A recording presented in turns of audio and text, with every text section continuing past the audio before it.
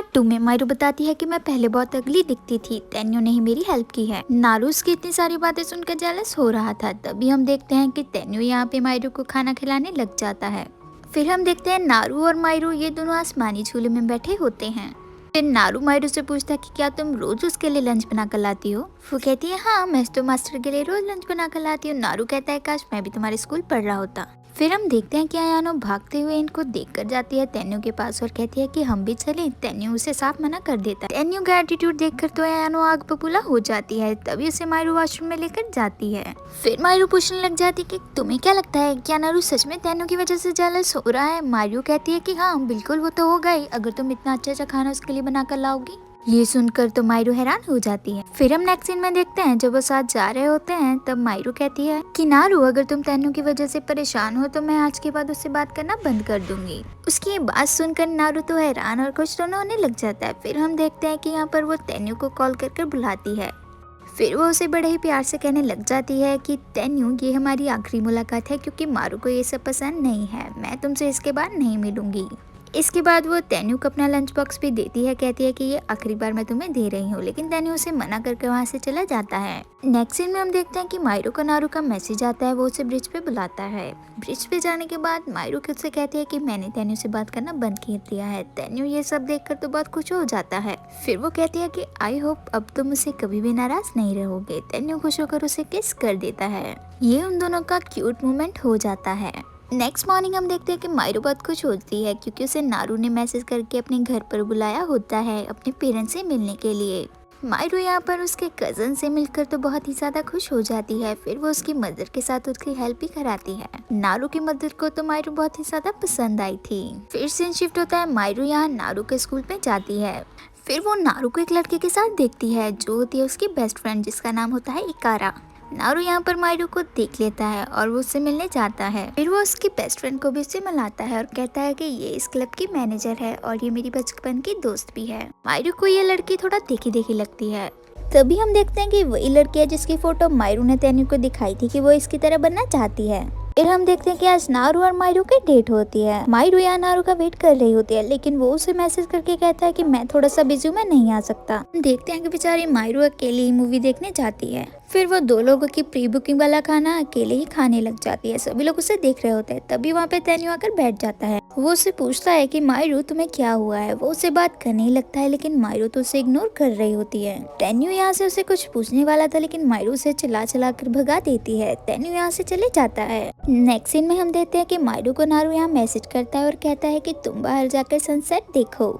जब वो बाहर जाती है तो सनसेट बहुत अच्छा होता है। सेम सनसेट की फोटो वो उसे भेजता है। फिर वो देखते हैं कि इकारा के फोन में भी सेम ही फोटो होती है। उन तीनों की पोस्ट इकारा ने डाली होती है। ये देखकर तो हमारी बेचारी मायरू हैरान हो जाती है। फिर हम देखते हैं कि नारू यहाँ पे मायरू के पास आया होता है। मायरू लेकिन तभी उसे पूछने लग जाती है। कहती है कि नारू तुम मुझे सीधा सीधा बताओ तुम्हारा उस लड़की के साथ क्या चल रहा है। ये बातें सुनकर तो नारू गुस्सा होकर वहाँ से चले जाता है। तभी हम देखते हैं कि मायरू यहाँ पे बहुत परेशान होती है और वो एक ब्रिज पे बैठी होती है और अपने आप से बातें कर रही होती है कि मुझे नारू से सब पूछना नहीं चाहिए था। तभी नारू यहाँ अयानो से उसका पता पूछता है। फिर वो मायरू के लिए छाता लेकर आता है। बहुत ही बुरा फील कर रहा होता है और उन दोनों की यहाँ पर सुलह हो जाती है। हम देखते हैं नारू उसके लिए वही वाला नेकलेस खरीदता है उसके बर्थडे पे जो उसे पसंद आया था।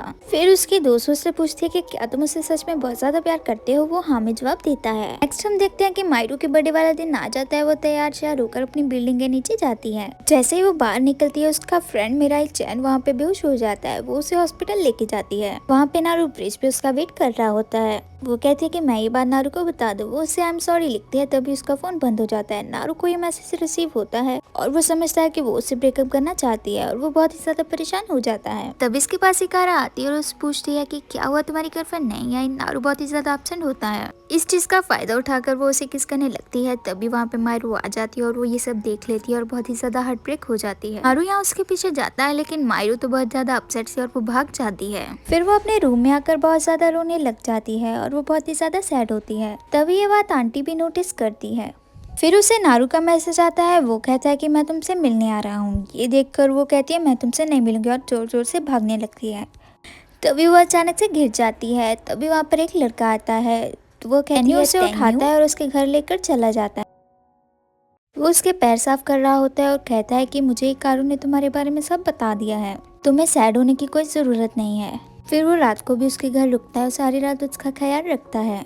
दूसरे दिन वो देखती है और खुश हो जाती है कि वो सारी रात उसके साथ था। तभी हम देखते हैं कि नारू यहाँ पर उसके घर आया होता है, लेकिन आंटी और तैन्यू उसे घर पर जाने नहीं देते। वो अपने घुटनों पर बैठकर भी सॉरी बोलता है, लेकिन मायरू उससे मिलना नहीं चाहती थी, तो आंटी उसे वो वाला केक लाकर दे देती है जो मायरू उसके लिए लाई थी और कहती है खुद खा लेना। मैक्सिमम देखते हैं मायरू को एक आरू पकड़ लेती है और कहती है कि तुमने तो अपना हाल पहले से भी ज्यादा बुरा बना लिया है। फिर हम देखते हैं कि वो अपने कमरे में जाकर पूरी कोशिश करती है कि वो नारू को बुला दे। वो उसका सारा दिया हुआ सामान फेंकने के लिए इकट्ठा कर लेती है और उसकी सारी फोटोज फिर वो तैन्यू के पास जाती है और उसे कहती है कि मेरे गॉड मेरा नया हेयर कट कर दो, मैं अपनी जिंदगी की नई शुरुआत करना चाहती हूँ। फिर वो नया हेयर कट कराकर स्कूल में जाती है और बहुत ज्यादा खुश होती है। नेक्स्ट सीन में वो अपने न्यू रूल्स लिख रही होती है कि मुझे आगे लॉयल लड़का चाहिए। फिर हम देखते हैं कि मायरू यहाँ पे मिराई-चन के साथ होती है। उसने उसकी कैट ढूंढने में उसकी हेल्प की होती है, जिससे मिराई-चन तो बहुत ही ज्यादा खुश होता है। वो उसे अपने नए रूल्स के बारे में भी बताती है कि वो कैसे शुरुआत करना चाहती है। तब हम देखते हैं कि बालकनी में मिराई-चन मायरू को बुला रहा होता है और कहता है कि मायरू तुमने मेरी हेल्प की और मैं तुम्हें पसंद भी करता हूँ, आई लव यू मायरू। मायरू तो ये सुनकर पूरी की पूरी हैरान हो जाती है और शॉक्ड होकर वहाँ से अपने रूम में भाग जाती है और कहती है कि अरे मैंने तो मेकअप भी नहीं किया। अचानक सोचती है कि मैं तो नए सिरे से शुरुआत करने वाली थी और मैं चाहती थी कि जो भी मेरा प्रेमी बनेगा वो मेरी सूरत नहीं सीरत देखे। फिर वो बहुत ही ज्यादा खुश हो जाती है। नेक्स्ट सीन में हम देखते हैं कि यहाँ पे मायरू मिराई-चन को छुप छुप कर देख रही थी और उसे एडमायर कर रही थी। फिर हम देखते हैं कि मायरू रास्ते में जा रही होती है, तभी वहाँ पर नारू पहुंच जाता है और वो कहता है कि मायरू मुझसे प्लीज एक बार बात कर लो, लेकिन वो सुनती नहीं, आगे भागने लग जाती है और गिर जाती है। फिर नारू उसके चोट पर रुमाल रख देता है और वहाँ से चला जाता है। सीन में मायरू यहाँ तैन्यू के पास खाना लेकर आती है। तैन्यू फिर उसे पूछता है कि बताओ क्या बात है। मायरू से बताती है कि मेरे बचपन के फ्रेंड ने मुझे प्रपोज किया है, वो बहुत ही अच्छा है। फिर वो उसकी तारीफ करने लग जाती है। तैन्यू कहता है कि ये तो अच्छी बात है, तुम्हें देर नहीं करनी चाहिए और उसे बता देना चाहिए कि तुम उसे पसंद करती हो। नेक्स्ट सीन में हम देखते हैं आंट मीराओ से मिराई-चन की बात कर रही होती है। कहती है कि मिराई-चन हमारा नेबर है और बहुत ही अच्छा लड़का है, वो बहुत ही तुम्हें पसंद करता है, तुम्हें खुश रखेगा, प्लीज उससे बात कर लो। फिर हम देखते हैं मिराओ यहाँ नारू का हैंकी उसे देने आती है और उसे कुछ नहीं कहती, उसे उसका रुमाल देकर चली जाती है। नेक्स्ट सीन में वो मिराई-चन से मिलती है और उसे अपनी फीलिंग्स के बारे में बता देती है। मिराई-चन इससे बहुत खुश हो जाता है और उससे कहता है कि आज के बाद हम तो गर्लफ्रेंड बॉयफ्रेंड हैं। इससे खुश होकर वो उसे किस करने की कोशिश करता है, लेकिन मिराओ तो बहुत ही ऑकवर्ड हो जाती है, तो उसे कहता है कि कोई बात नहीं, हम थोड़ा टाइम लेंगे। फिर हम देखते हैं कि स्कूल में यहाँ पे नारू आया होता है मिराओ से मिलने और उसे गले लगा कर कहता है कि मैं तुमसे बहुत ही ज्यादा प्यार करता हूँ और उसे किस करने लग जाता है। मिराओ भी उसे नहीं रोकती। तभी वहाँ पे मिराई-चन उन दोनों को देख लेता है। वो वहाँ पे बहुत ही ज्यादा हार्ट ब्रोकन हो जाता है और वो उससे पूछता है कि क्यों मिराओ, मेरे साथ तुमने ऐसा क्यों किया, ये तो डबल डेटिंग है ना। मिराओ इस चीज़ से बहुत ही ज़्यादा ऑकवर्ड फील करती है और वहाँ से बुरा फील कर भाग जाती है, क्योंकि वो सोच रही होती है कि उसने डबल डेटिंग की है और ये तो गलत बात है। तभी हम देखते हैं कि वो तैन्यू के साथ होती है और उसे बताती है कि उसने इतना गलत किया है। तैन्यू से कहता है कि तुमने गलत किया है, तुम्हें ये सारी चीज़ें खुद ही सॉर्ट आउट करनी चाहिए। फिर वो तैन्यू की बात सुनकर सोच लेती है कि उसे अब क्या करना है। पहले तो वो यहाँ पे मिराई-चन से मिलती है और उसे कहती है कि मिराई-चन सॉरी, मैंने तुम्हें चीट किया। मिराई-चन उसे कहता है कोई बात नहीं, हम सब भूलकर दोबारा डेटिंग शुरू कर सकते हैं, लेकिन वो कहती है कि नहीं, मैं तुमसे ब्रेकअप करती हूँ। तो वहाँ पे नारू के पास जाती है और कहती है कि नारू, मैं अब भी तुमसे प्यार करती हूँ, लेकिन तुम्हारे साथ साथ मुझे मिराई-चन से भी प्यार हो गया, मतलब मैं तुमसे सच्चा प्यार नहीं करती, इसलिए मैं तुमसे ब्रेकअप करना चाहती हूँ। नारू ये सुनकर उसकी तरफ देखता रहता है। फिर वो ब्रेक डाउन हो जाता है और बहुत ही ज्यादा रोने लग जाता है। फिर वो यहाँ पर तैन्यू के पास जाती है और उसे थैंक यू करने लग जाती है। कहती है कि मास्टर, आपकी वजह से मैंने अपनी बातें सुलझा ली है, अब मैं ऐसी डबल डेटिंग में कभी भी नहीं पड़ूंगी। तैन्यू उसे कहता है सिर्फ सॉरी से काम नहीं चलेगा, तुम्हें मेरी उसे ये बात पूरी तो नहीं बताता, लेकिन वो हैरान हो जाती है और मान जाती है। फिर हम देखते हैं कि एक लड़की को जो उन दोनों के सामने से बैठी होती है और उन्हें देख कर घूर रही होती है।